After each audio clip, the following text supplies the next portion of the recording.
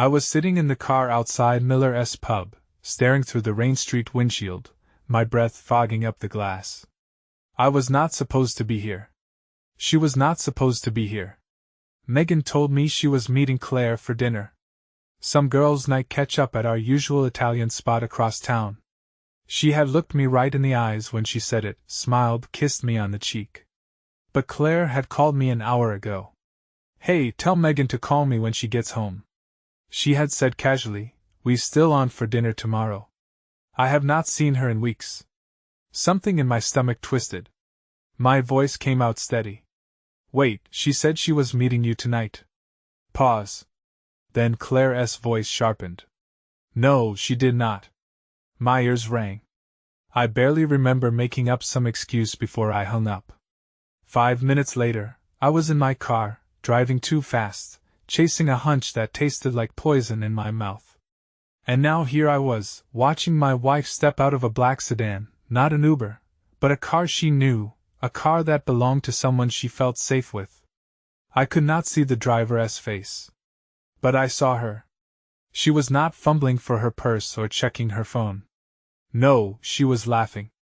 That soft, intimate laugh I had not heard in months, the kind that was not for strangers. Then she leaned down through the open car window and kissed him, not a peck, not a friendly goodbye, a real kiss, the kind that comes with hands and heat and history, the kind that breaks things. My fingers curled into fists on my lap. My heartbeat was not racing, it was steady, too steady, like the quiet before an explosion. Megan pulled away, smiling, and stepped onto the sidewalk, adjusting her coat like she was just another woman heading into a bar on a rainy night. The car pulled off, its taillights glowing red through the drizzle. I got out of my car. I was not thinking. My body moved before my brain caught up. By the time Megan reached the entrance of Miller's pub, I was right behind her. She must have sensed me because she turned. And for a split second, her face was open and unguarded. Then her eyes landed on mine. And everything changed. Shock, guilt, fear, all of it flashed across her face in the space of a breath. And then just like that, she wiped it away like a magician, palming a coin. "Oh my God, babe," she said, her voice too bright, too smooth. "What are you doing here?" I stared at her, at the lipstick slightly smudged at the corner of her mouth, the mouth that had just been on another man. My voice was calm, steady. "That's my question." Megan blinked, her brain working overtime. I could almost see her calculating. Then she laughed, shaking her head.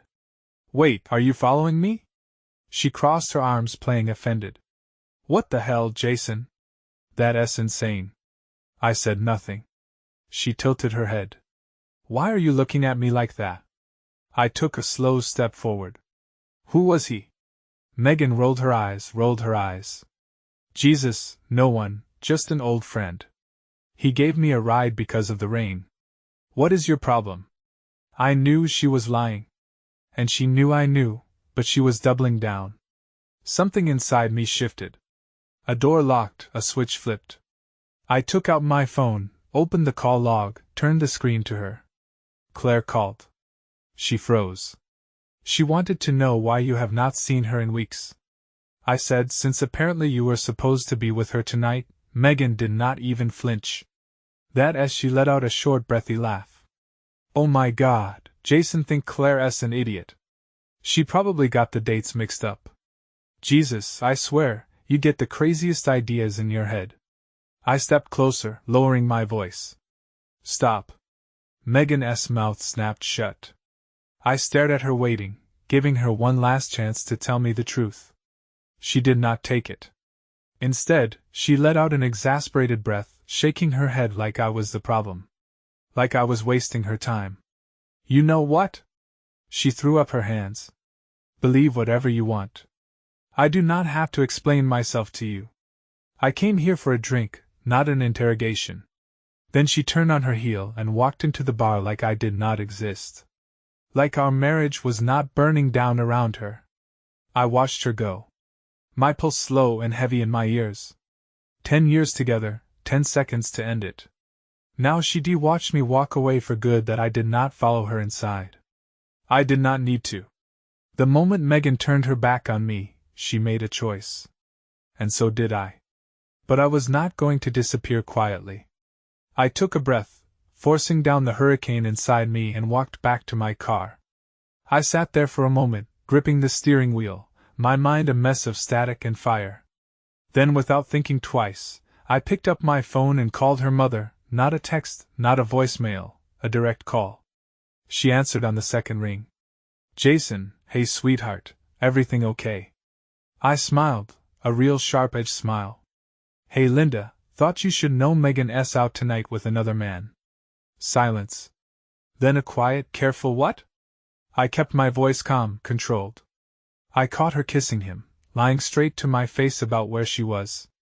Just figured I'd give you a heads up before she starts spinning some story about how I'm crazy. Linda sucked in a breath. I could picture her gripping the phone, standing in her kitchen, staring at the wall in stunned disbelief. Then slowly she exhaled. Come over, she said.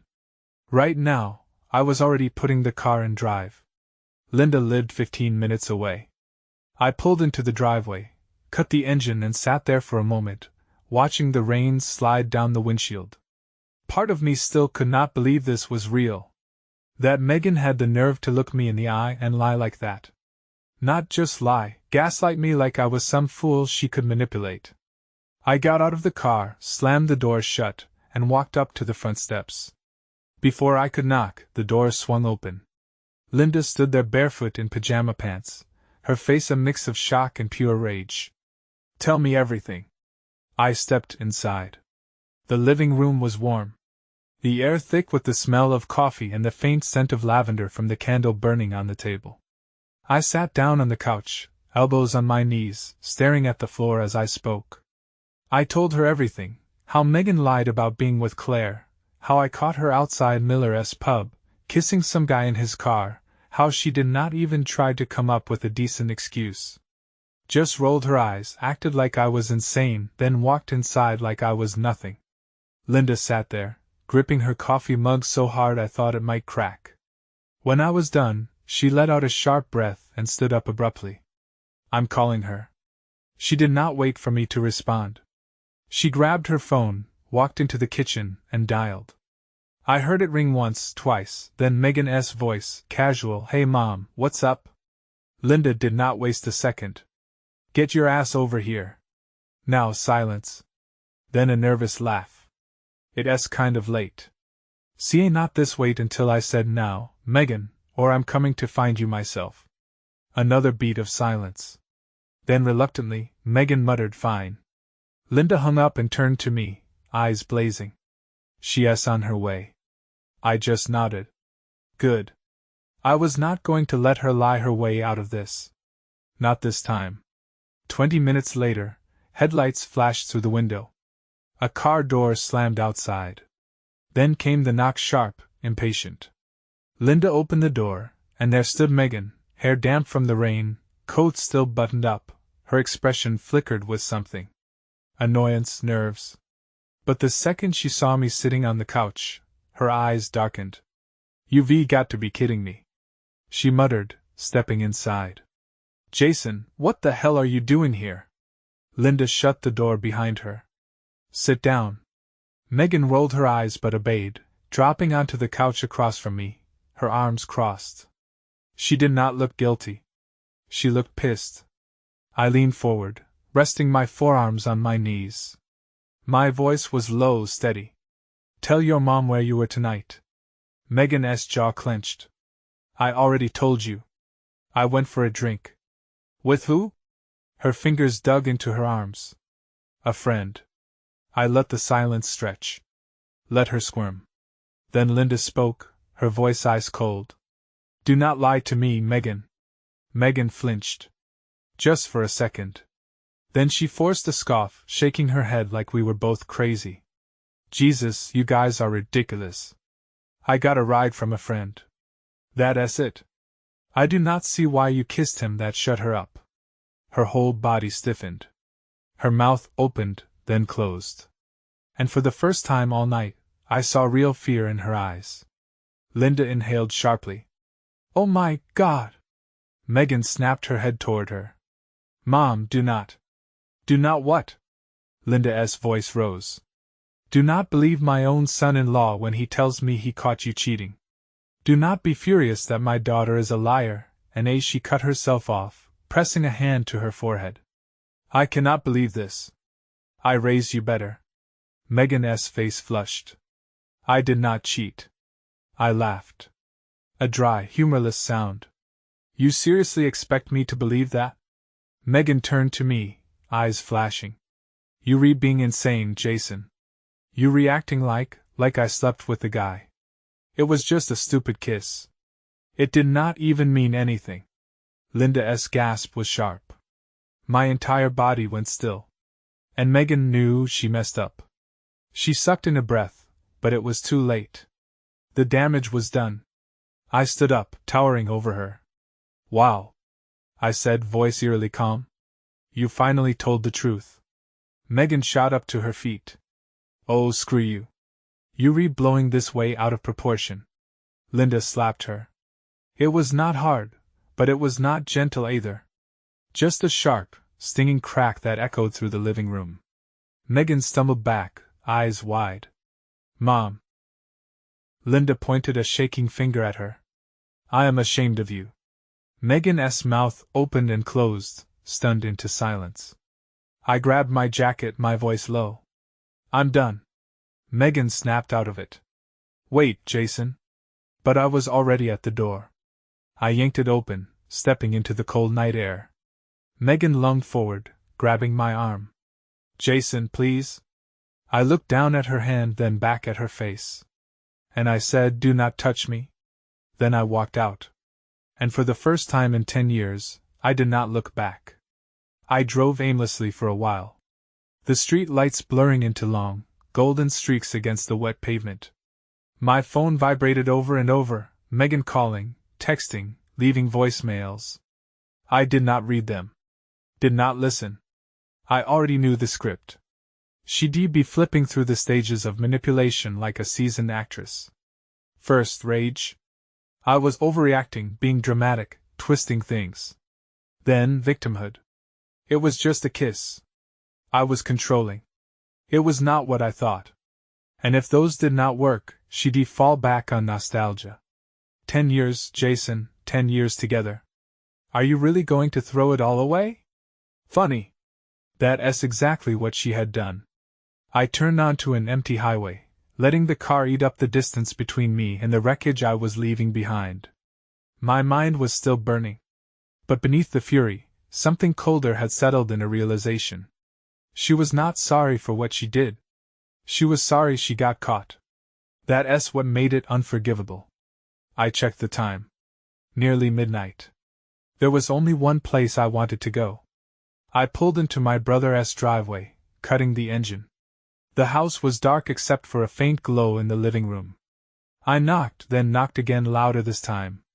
A few seconds later, the porch light flicked on. The door swung open, and there stood Ryan, rubbing his face, his hair a mess. Jesus, Jason, it's almost midnight. His words cut off as he really looked at me. His expression shifted from annoyance to concern. I must have looked like hell. You gonna let me in? I asked, my voice came out raw. Ryan stepped aside immediately. Of course, I walked in. And as soon as the door shut behind me, I felt some of the tension in my chest crack.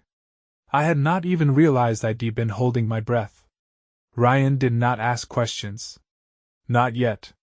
He just walked into the kitchen, grabbed 2 beers from the fridge, and popped the caps off with one hand. He handed me one. I took a long, slow sip before setting the bottle down on the counter. Then finally I said it. The words felt foreign, heavy, like lead in my mouth. She cheated on me. Ryan exhaled sharply. His jaw clenched. He did not say anything for a second. Just nodded, like he was processing it. Then he swore under his breath and took a drink. How do you know? He asked. I told him everything. By the time I was done, Ryan was pacing the kitchen, rubbing a hand over his face. Unbelievable, he muttered. Actually, no. Completely believable. I never liked her. That startled a laugh out of me. A bitter one. You re just saying that now. Ryan turned to me, his expression dead serious. No, I mean it. I always thought she was off. Too fake. Like she was performing all the time. He shook his head. But you loved her, man. I was not going to be the guy who shat on your marriage. I stared at the bottle in my hands. The condensation had formed a small ring on the counter. My wedding band caught the light gleaming dully. Not my marriage anymore, I said quietly. Ryan studied me. So that's it. You relieving her. I met his eyes. Yeah. No hesitation. Ryan nodded once, approving. Good. She does not deserve you. I exhaled, the tightness in my chest loosening just a little. I'm going to crash here tonight if that's cool. Ryan clapped a hand on my shoulder. As long as you need, man. He paused, then smirked. And tomorrow, we're getting you absolutely wasted. For the first time all night, I actually laughed that I woke up to the sound of my phone vibrating against the nightstand. Again, the room was still dark. A sliver of early morning light creeping through the blinds. I groggily reached for my phone, squinting at the screen. 18 missed calls, 32 messages, all from Megan. I sighed, dropping the phone onto the bed. Pathetic. She knew it was over. She had to. But still, she was clawing for control, trying to drag me back into her mess. I sat up, rubbing my face. My mouth tasted like stale beer and exhaustion. From the living room, I could hear faint movement. Ryan was already up, probably making coffee. I stood, stretched, and walked out to find him sitting on the couch, scrolling through his phone. He looked up, raising an eyebrow. She's still blowing up your phone. I slumped onto the chair across from him. Like her life depends on it. Ryan shook his head. Unbelievable. What's her angle? I leaned back, exhaling. Have not checked the messages, but I can guess. First, she's pissed. Then she's sad. Then, she'll start rewriting history, saying it was a mistake that I misunderstood. I glanced at my phone. And if that does not work, she'll try guilt-tripping me. Ryan snorted. Classic cheater behavior. Yup. Just then, my phone vibrated again. A new message flashed across the screen. Megan, please, Jason, just talk to me one last time. I stared at the message, debating whether to ignore it.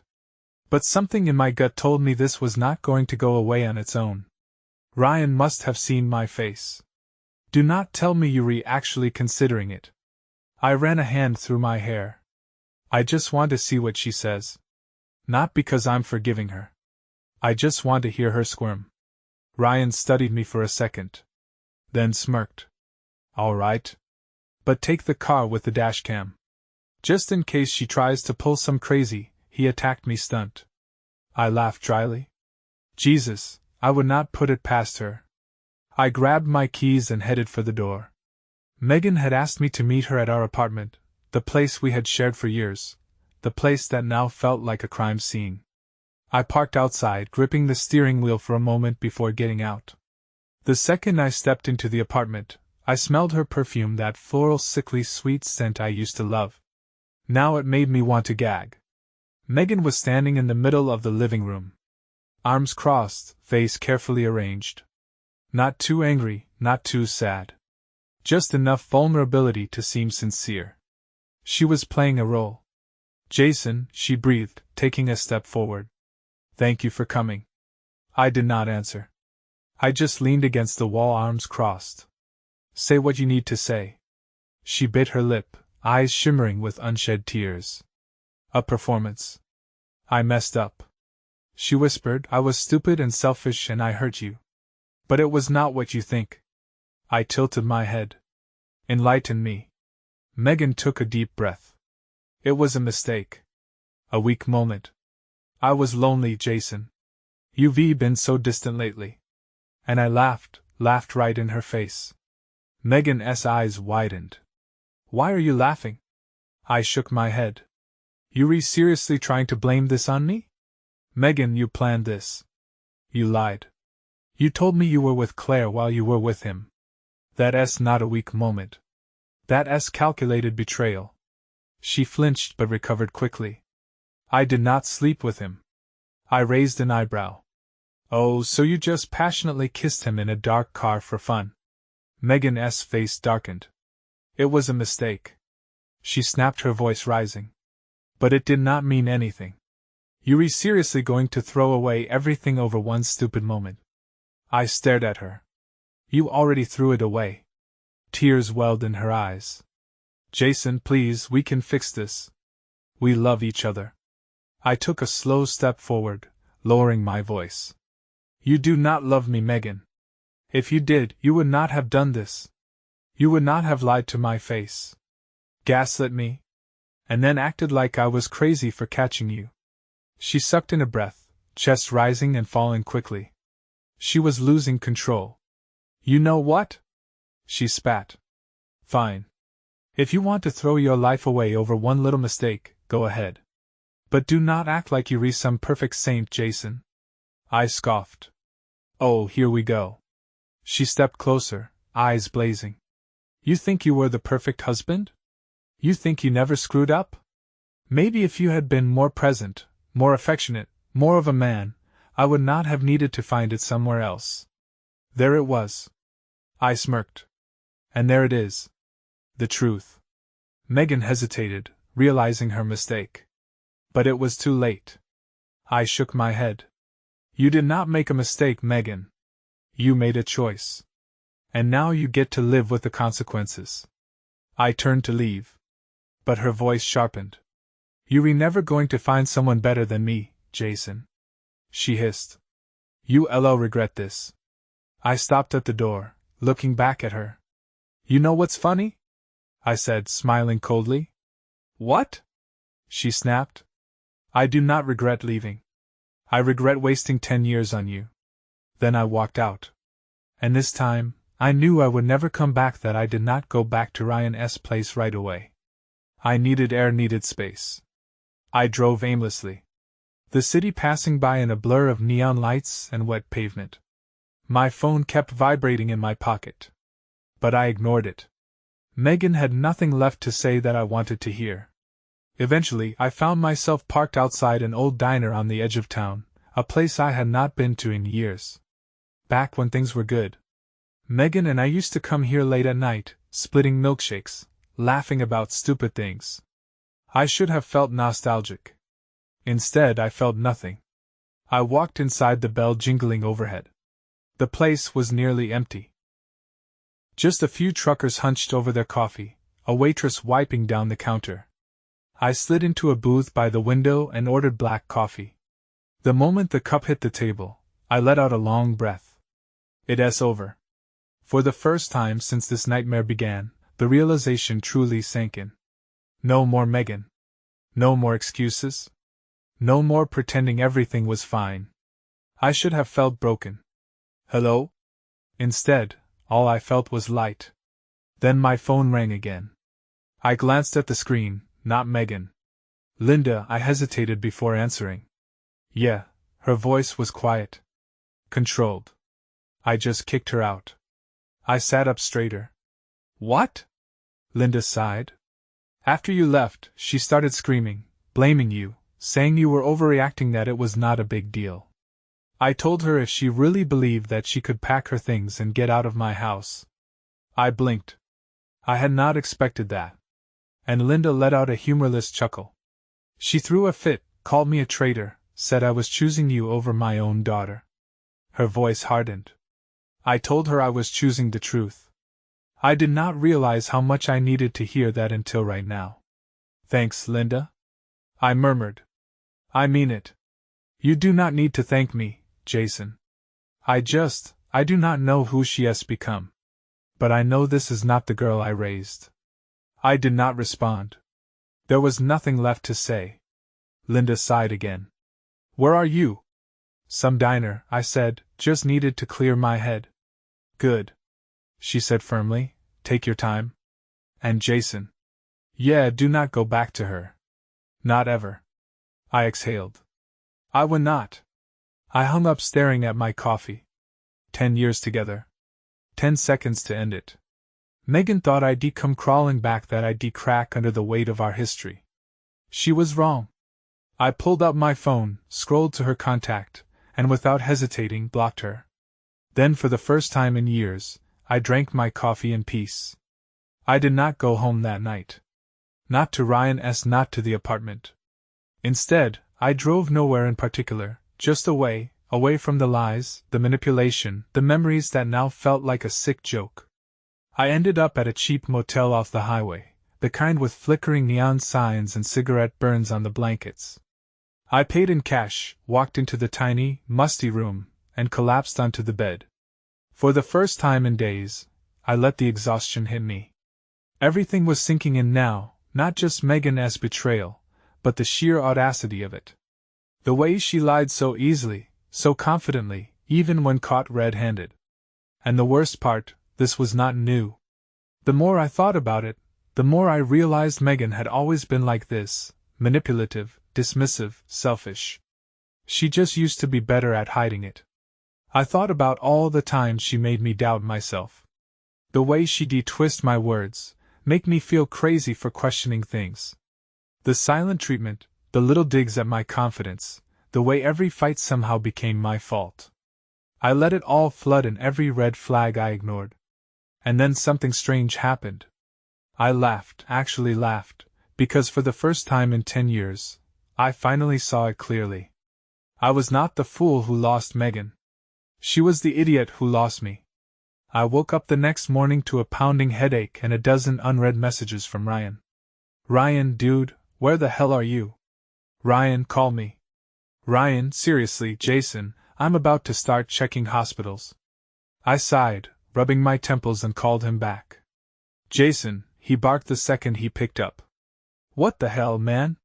You disappear in the middle of the night. No texts. Nothing. Relax. I muttered I just needed space. Jesus, he exhaled. Where are you? Motel off the highway. Ryan groaned. Okay. First of all, that's depressing as hell. Second, you need to come home. Because guess who showed up at my house this morning? I already knew. Megan, I said flatly. Bingo, he said. And she was in full meltdown mode, crying, screaming. Dude, she even tried the, I think, Jason's endanger card. I snorted classic. Yeah, well, I shut that down fast. Ryan said, told her you were done, that she needed to leave. She flipped out, started throwing *T that caught my attention. Throwing things. Yup, grabbed a glass off the counter, chucked it at the wall, started ranting about how you were ruining her life. I leaned back against the motel headboard. And then what? Ryan chuckled darkly. Then I called the cops. I blinked. Wait, what?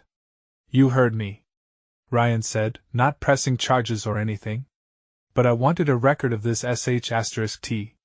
Just in case she tries something crazy later. I let out a low whistle. Damn. Yeah, he said.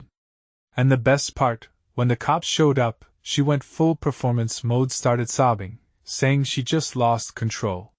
Because she is so heartbroken. One of the officers literally rolled his eyes. I shook my head. She is unbelievable. Yup. But here's the kicker, Ryan said before she left. She told me to give you a message. I sighed. Let me guess. Tell Jason I love him. And this was all a mistake. Ryan laughed. Not even close. He lowered his voice mockingly. Tell Jason he has nothing without me. Tell him he'll regret this for the rest of his life. I grinned. There it was. The mask finally slipping. Wow. I said, she really thought she could keep the act up forever, huh? Ryan snorted. Dude, she did not just think it. She believed it. Megan thought she could cheat, lie, manipulate, and you'd still come crawling back. I exhaled slowly. Well, she's in for a surprise. Good. Ryan said, now get your ass back here. You owe me breakfast for dealing with that nightmare. I laughed. Fine. But I'm getting the bigger pancakes. Ryan groaned. Yuri's such a child. But I could hear the relief in his voice. I hung up, tossed my phone onto the bed, and stared up at the ceiling for a moment. I expected to feel something after hearing all that. Anger, regret, sadness, but all I felt was free. I grabbed my keys, slung my jacket over my shoulder, and walked out of the motel without looking back to be by the time I pulled up to Ryan's place. The adrenaline from the last few days had finally worn off, leaving nothing but exhaustion in its place. My body felt heavy, but my mind was clearer than ever. Ryan was waiting on the porch, coffee in one hand, a smug look on his face. Look who finally decided to show up. He called as I stepped out of the car. I rolled my eyes, told you I needed space. Yeah? He said, waving me inside. Come on, I made breakfast. And by made, I mean I ordered because I'm not about to cook for your sorry ass. I smirked, following him into the house. The smell of fresh coffee and greasy diner food hit me immediately. Comfort food, the kind that sticks to your ribs and reminds you that life goes on. Even when everything falls apart, we sat at the kitchen table, digging into our pancakes and eggs in comfortable silence. I had not realized how hungry I was until I took the first bite. Ryan leaned back in his chair, sipping his coffee. So what's the plan? I raised an eyebrow. Plan? You know, he said, gesturing vaguely, the whole moving on thing, divorce, new apartment, deleting every memory of Megan from your brain like a bad fever dream. I chewed thoughtfully. First things first. I'm getting my stuff out of the apartment. Ryan nodded. Smart. You want me to come with? Yeah. I said, would not hurt to have backup in case she pulls some crazy stunt. Ryan smirked, like trying to seduce you into forgiving her. I snorted. She'd have a better chance convincing me to walk into traffic. He laughed. Then sobered slightly. Seriously though, you ready for this? I took a deep breath. Yeah, more than ready. A few hours later, we pulled up to the apartment complex. My stomach tightened slightly, but not from doubt. Just the anticipation of ending this once and for all. Ryan glanced at me. Think she's home. I shrugged. Guess we'll find out. We got out, walked up the steps, and I unlocked the door. The second it swung open, I knew she was not there. The air was too still. Good. I stepped inside, taking in the place that used to be ours. It did not even feel like mine anymore. Just a hollow space filled with memories I did not care to keep. All right. Ryan clapped his hands. Let us get this done fast before she shows up and starts monologuing about lost love or some bullish *T. I smirked, agreed. We moved quickly. I grabbed my clothes, my laptop, my important documents, the essentials. I did not care about the furniture or the decor.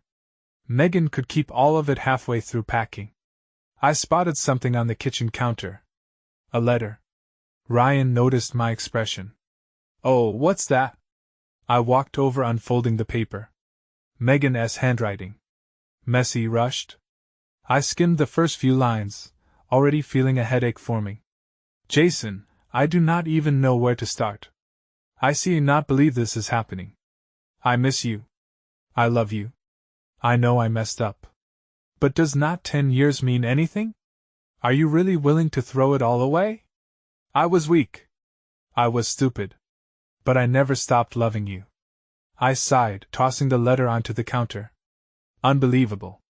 Ryan picked it up, skimmed it, and let out a low whistle. Damn, she's really laying it on thick. It's all bullish *T. I muttered. She's not sorry she cheated. She's sorry she got caught. Ryan grinned. So what's the move? Dramatic letter ripping, setting it on fire for the aesthetic. I chuckled. Nah, I'll leave it here. Let her think I did not even bother reading it. Ryan let out an approving hum. Cold. I like it. We finished packing in under an hour. I stood by the door, taking one last look around. Ryan nudged me. Regrets? Not a single one. I said. I shut the door behind me and never looked back. We carried the last of my boxes down to Ryan's car, stuffing them into the trunk. The moment the lid slammed shut, I felt something settle in my chest. Finality. This was it. The last piece of my old life, packed away and taken with me. Megan had nothing left to hold over me. Ryan clapped a hand on my shoulder. You good? I exhaled. Yeah, let us get out of here. We climbed into the car. And just as Ryan started the engine, I spotted a familiar shape moving toward the parking lot entrance. Megan. Ryan noticed for f***'s sake, she was walking fast. Her expression unreadable when she realized I was in the car. She broke into a sprint drive. I muttered. Ryan did not move. You sure? Megan reached the car just as I rolled down my window. Jason, wait. I stared at her unmoved. Her breath came out in short gasps. Can we talk please just for a minute? Ryan drummed his fingers on the steering wheel. Dude, I should have ignored her, should have just let Ryan hit the gas and leave her standing there in the dust. But a small ugly part of me wanted to see her squirm. I sighed. Fine. 1 minute. Megan's eyes lit up like she thought this was some kind of breakthrough. She took a deep breath, smoothing down her hair. Jason. I know I messed up. Her voice trembled. I know I hurt you and I hate myself for it. But please do not do this. Do not just walk away from everything we built. I leaned back against the seat watching her. What exactly do you think I'm doing, Megan? Her face twisted. You giving up on us? I laughed, shaking my head. No, you gave up on us the second you got into that car with him. Megan flinched, but quickly recovered. I was not thinking. I was lonely. Ryan groaned loudly. Oh my God! If I hear one more excuse, I'm gonna throw up in my lap. Megan shot him a glare before turning back to me. I know you do not believe me right now. But I love you. I always have. I tilted my head. You love me? Yes. She whispered more than anything. I smiled. Then why did not you pick me? Megan blinked. What? You had a choice. I said simply, you could have chosen me, our life, our marriage. You could have come to me if you were lonely or unhappy or whatever excuse you were using today. But instead you chose him. She shook her head desperately. Jason, it was not. I cut her off. You were only here because you lost. You did not think you'd get caught. And when you did, you thought you could manipulate your way out of it. You do not love me, Megan. You love control. Her mouth opened, then closed. And for the first time ever, she had no response. Ryan chuckled. Damn, that was brutal. I loved it. Megan's face twisted. Her eyes flashing with something sharp. You making a mistake. She hissed. You think you going to go out there and find someone better than me? I exhaled slowly, then smiled. Literally would not be hard. Ryan burst out laughing. Megan's face went red. You are such an asterisk hole. I shrugged. Maybe. But at least I'm not a liar and a cheat. Her hands balled into fists. For a second, I thought she might actually slap me. But instead, she let out a strangled scream and stormed away. Her heels clicking violently against the pavement. Ryan whistled. Damn, she's pissed. I rolled up the window. Let us go. As we pulled out of the lot, I looked in the side mirror and saw Megan standing there, watching us leave. And for the first time in 10 years, I did not feel a single thing. A week passed, a week of silence. No more calls. No more texts. No more pathetic, desperate attempts to pull me back into Megan's web. It was like she had finally realized it was over. Or so I thought. I was at Ryan's place, sitting on the couch, scrolling through apartments on my laptop when my phone buzzed. Not Megan. Claire, that was new. I picked up. Hey, Jason. Her voice was sharp, urgent. Have you checked Facebook today? I frowned. No, Claire cursed under her breath. Dude, go look at Megan's page. Right now, I sighed, setting my laptop aside and opening my phone. I had not checked Megan's socials since the breakup. I did not care what she was posting. But the moment I clicked on her profile, I felt my blood boil right there. Pinned to the top of her page was a long, dramatic post. The truth about my marriage, why I had to walk away. I clenched my jaw and started reading. It was a novel, pathetic, self-pitying, fact-twisting novel. According to Megan, she was not the villain in our story. For years, I tried to hold my marriage together. But no matter how hard I tried, Jason just was not there for me. He became distant cold. I begged him to go to therapy with me, but he refused. I cried myself to sleep more nights than I can count. I was completely alone in my own marriage. I let out a bark of laughter. Ryan looked up from his phone. What? I shook my head, still reading. And yes, I made a mistake. I confided in a male friend, someone who actually listened to me. But nothing serious ever happened. Jason completely overreacted, refused to talk to me, and instead ran to my mother, turning her against me. He humiliated me, manipulated the situation, and abandoned our marriage without even trying to fix it. My grip tightened on the phone. Now I'm left picking up the pieces of a life I built with someone who never really loved me. I do not know how to move on from this. But I hope one day, I can forgive myself for believing he was my forever. And then the final dagger, a doctored timeline. She made it seem like she had ended things, like she had walked away from a toxic marriage, like I was the one who drove her into another man's arms. I let out a slow, controlled breath. Wow. Ryan glanced over my shoulder, reading the post. Then he whistled, Holy sh*T. She really flipped the script on this one. Claire was still on the phone. Jason, are you seeing this? Oh, I'm seeing it. I knew she was a liar. But this is next-level sociopath behavior. She's making herself the victim. And people are buying it. I scrolled through the comments. Dozens of people, her friends, distant family members, even some of our mutual acquaintances, were leaving supportive messages. You're so strong, Megan, you deserve better. I always knew something was off about Jason. He never seemed good enough for you. You'll find real love one day. Stay strong, Queen. I laughed, actually laughed. Jason, Claire said cautiously. What are you going to do? I leaned back against the couch, smiling coldly. Oh, I'm going to respond. Ryan grinned. Hell yes. I did not go for a long, dramatic rebuttal. I did not need to. Instead, I left a single comment. Megan, do you want me to post the security cam footage of you kissing another man in his car?